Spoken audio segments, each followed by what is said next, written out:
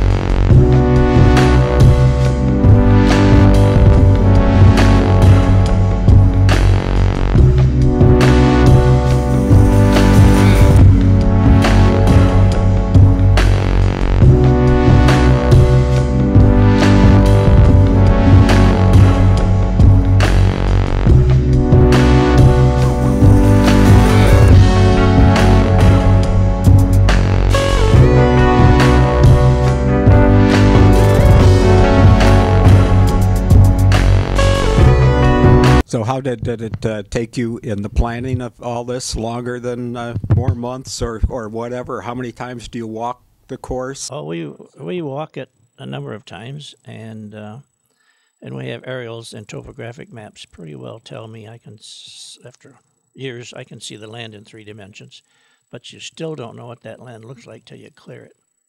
This was, I think, all totally cleared. I remember correctly. But one of the things I didn't care about, and at some point you have to make a decision. How are you going to do it? Where are you going to start from? The clubhouse location made a lot of sense, and it was about the only thing we could do. But the first hole didn't have adequate distance to hit a decent drive, and we could not change that. It dropped off about 30 feet. The second hole is over marsh, and Bridge going out to the forward tee. I don't like that type of golf hole that early in the round, but we had to do that.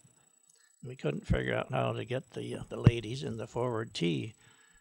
We knew they couldn't get over there, so in one of my bright spots in the middle of the night, I said, why don't we see if we can build a tee in the wetlands, because we can't fill them and we can't touch them, but they'll let us put a bridge over it. So we did that, built an actual tee. We put in the poles. You have to have a very good owner to build a very good golf course. You do. we started putting the bridge across the wetlands. And we get 10 feet down, 20 feet down, 40 feet down on those pilings where that T is. Now you got to have some cooperation from your owner to do that. Is that the most difficult hole that you've had to work with? It was, but the challenge of building that T was kind of fun. But I didn't know if anybody had ever done that in the country before. They might have, I don't know. But that was fun. Well, building courses in Michigan certainly has its has its advantages with all the water that we have here, but say how it is as a golf course designer in a state that has thousands of lakes. Haven't done a lot of work outside of Michigan, some, but interestingly enough, Michigan has it all. I do admit I like what nature put out there for us to struggle with or admire or deal with. Flatland is it's a different type of golf course architecture. You create what you want to create with the soil that you have to work with, and you get some nice golf holes. But I'll take Mother Nature.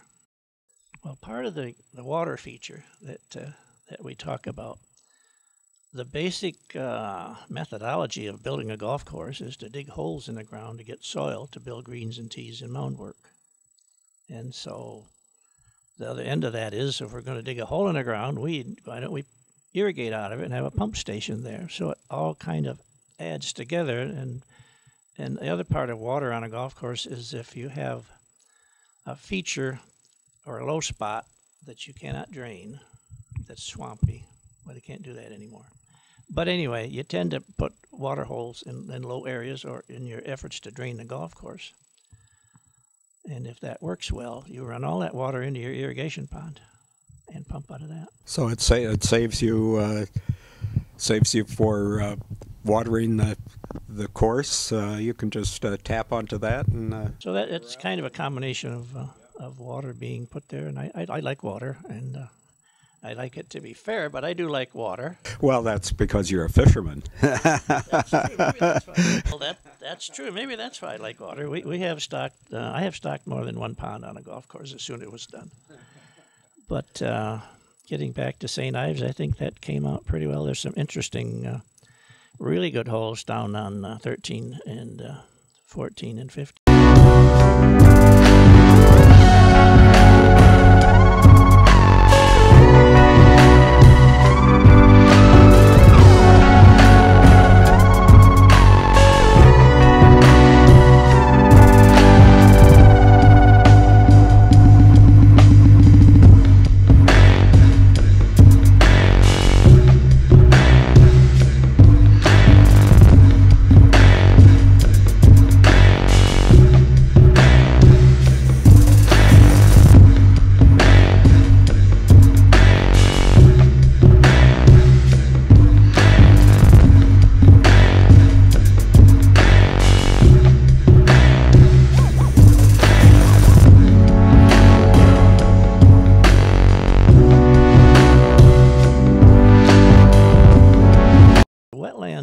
When they passed that law, we were all kind of an unhappy lot.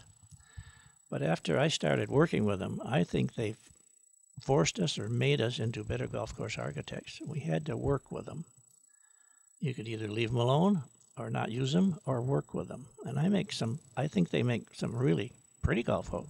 Now we're at St. Ives, and Jerry has had a lot of awards bestowed on his work from top to bottom of Michigan, and as I was going over all my notes here, I see that St. Ives Golf Club at Stanwood, Michigan, best new affordable public golf course, 1997, ranked 5th by Golf Digest, top 10 in America, best courses for women, 1999, ranked 6th in the Golf for Women, places to play, Golf Digest, and so it's got some pretty nice medals there.